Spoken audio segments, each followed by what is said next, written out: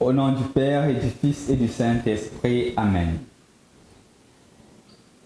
Lecture du livre des Actes des Apôtres, chapitre 2, des versets 36 à 41. Le jour de la Pentecôte, Pierre disait à la foule que tout le peuple d'Israël en ait la certitude. Ce même Jésus que vous avez crucifié, Dieu a fait de lui le Seigneur et le Christ. Ceux qui l'entendaient furent remués jusqu'au fond d'eux-mêmes. Il dit à Pierre et aux autres apôtres, « Frères, que devons-nous faire ?»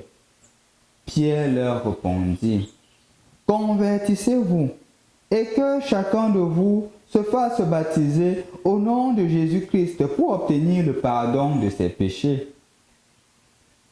Vous recevrez alors le don du Saint-Esprit. C'est pour vous que Dieu a fait cette promesse, pour vos enfants et pour tous ceux qui sont loin, tous ceux que le Seigneur notre Dieu appellera. » Pierre trouva encore beaucoup d'autres paroles pour les adjurer, et il les exhortait ainsi. « Détournez-vous de cette génération égarée, et vous serez sauvés. » Alors, ceux qui avaient accueilli la parole de Pierre se firent baptiser. La communauté s'augmenta ce jour-là d'environ 3000 personnes. Bonjour chers frères et sœurs dans le Christ. Rendu au mardi de l'octave pascale, nous continuons à méditer sur l'action de la résurrection dans la vie des apôtres. Et aujourd'hui, nous réécoutons un discours solennel que Pierre porte à la communauté juive au nom des apôtres, étant donné qu'il est le pape, le chef de la première communauté chrétienne. C'est lui qui prend la parole, un peu comme le capitaine de l'équipe.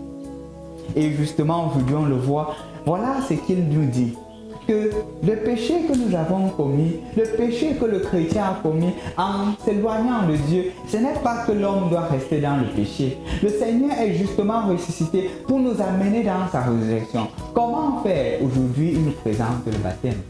Il nous demande de nous faire baptiser au nom de Jésus-Christ.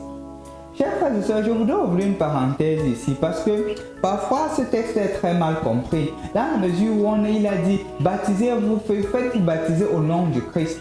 Et on dit que le baptême au nom du Christ, ça veut dire que je te baptise au nom de Jésus. Non. Le baptême a une formule trinitaire. Et ce qu'il-là est retrouvé dans l'évangile de Matthieu, au chapitre 28, quand il dit allez baptiser au nom du Père et du Fils et du Saint-Esprit. Ici, Pierre est dans une prédication. Étant dans une prédication, il montre justement que ce Jésus-là n'est pas seulement comme les autres. Ce Jésus-là est Dieu lui-même, est la deuxième personne de la Sainte Trinité. C'est pour cela que dans ce texte, il évoque justement l'aspect trinitaire. Il dit, baptisez-vous au nom du Christ, alors vous recevrez le don de l'Esprit Saint, et il parle de Dieu le Père. Donc la Trinité est représentée dans ce texte, le Père, le Fils et le Saint-Esprit. Et justement, la formule utilisée pour le baptême se trouve en Matthieu 28, au nom du Père, du Fils et du Saint-Esprit. Mais en effet, chers frères et sœurs dans le Christ, le baptême est seulement un rite d'entrer dans une famille. Et on entre dans la famille pour embrasser les nouvelles règles de cette famille. On n'entre pas dans la famille pour se comporter comme si on n'a jamais été chrétien, comme s'il n'y a jamais eu une nouvelle chose dans notre vie. En effet, entrant dans la famille implique nécessairement une conversion, ce que j'ai appelé au début du carême un parbabalik le orbe, une métanoïa, un changement qui commence de l'intérieur.